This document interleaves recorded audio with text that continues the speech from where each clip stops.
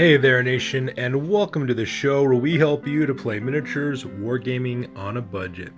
It is I, Commander Cheapskate, and we are back with another episode of Hobbyside. And Hobbyside is a series that is dedicated to the hobby aspect of our channel.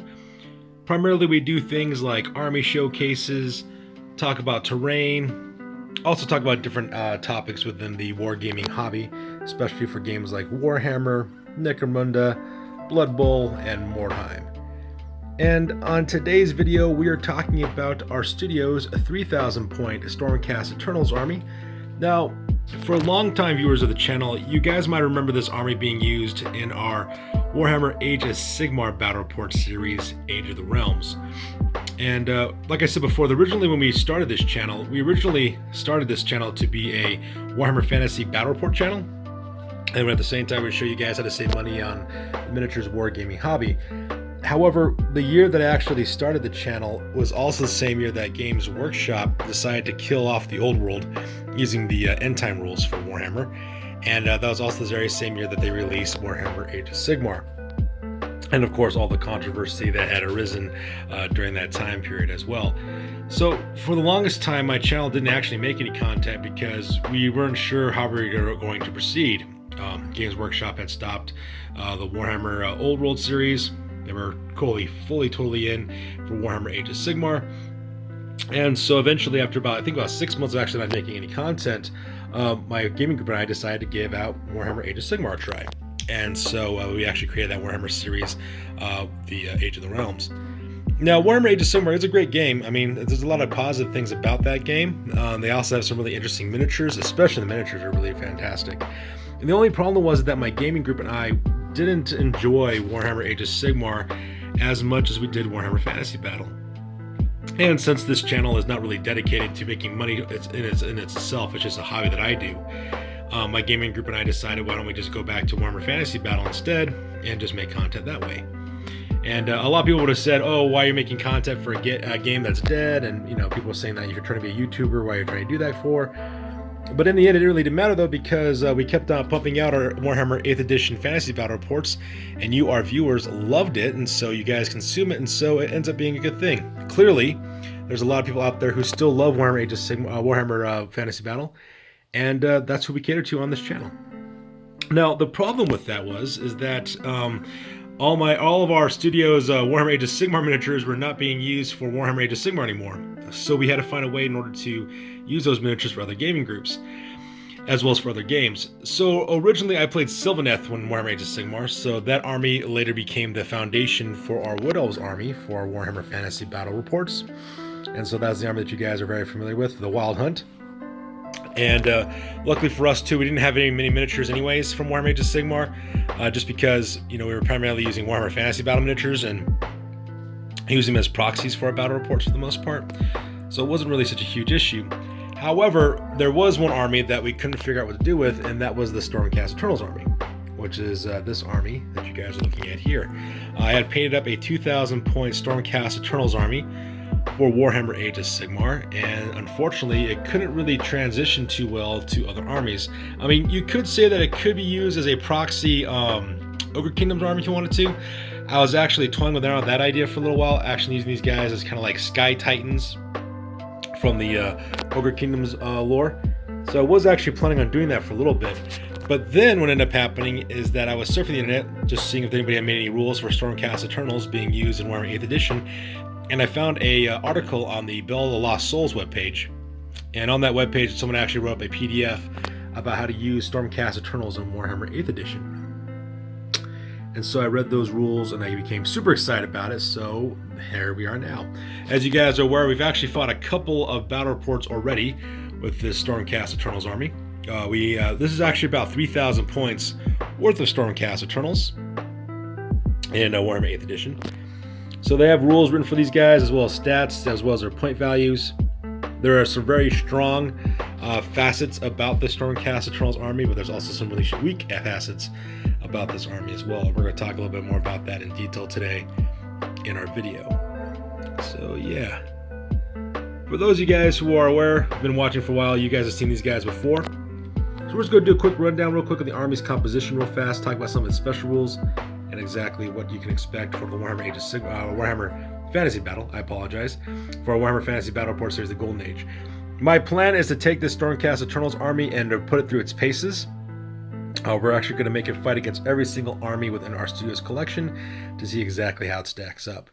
And at the same time, use this army in our future Golden Age Warhammer Fantasy Battle Reports. So it's going to be all kinds of awesome.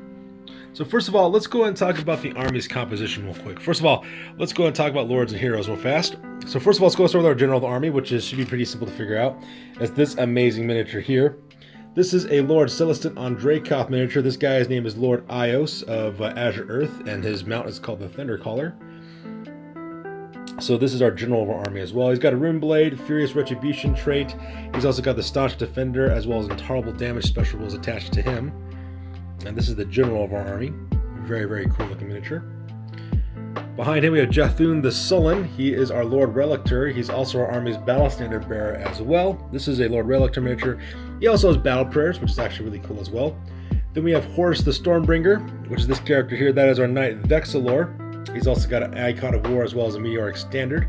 Then we have Jericho the Doomcaller, which is this Knight Heraldor character that you guys see here. Now this guy is also a he's the only musician actually in the entire army. One of the problems that we have for Stormcast Eternals, and I'll talk about this for my core units here in a little bit, is that core units, actually all the units, don't have the ability to upgrade for standard bearers or for musicians. So it's actually extremely limited in this army as well. Alright, continuing with the heroes in the back here, we have Icarus the Lamplighter. He is a Knight Azeroth. He's got a Starblade. He's got the Leader of the Way, Illuminate of the Lost, Light of Sigmar, and Shriving Light special rules. He's also got Flight, if it wasn't obvious enough. So this guy is really cool. Adds bonuses to your armies to strike against other opponents. Also has really powerful attacks himself. Then we have Orion the Sky Hunter. This is our Knight Venator. He's got the Realm Hunter's Bow, Star Eagle, Annearing Fire, Star-Fated Arrow, as well as a Flying Character special rule. So this guy's kind of like your character sniper, kind of like a War Machine Hunter. Probably also your War Machine too, because one of the major drawbacks about a Stormcast Eternal Army is that they don't have any access to War Machines. At least not in the rules that are currently out right now for Bell of Lost Souls.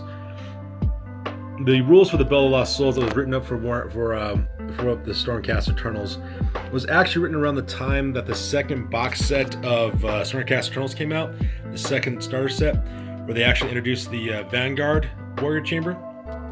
And that's where the rules kind of cap out for right now. So, which is ironic because that was actually the last time I bought Stormcast Eternal miniatures around that time period as well. So those rules are actually kind of cool. So let's talk about our core choices now. So we have two core choices. In the middle, we have our unit called the Solemn Martyrs.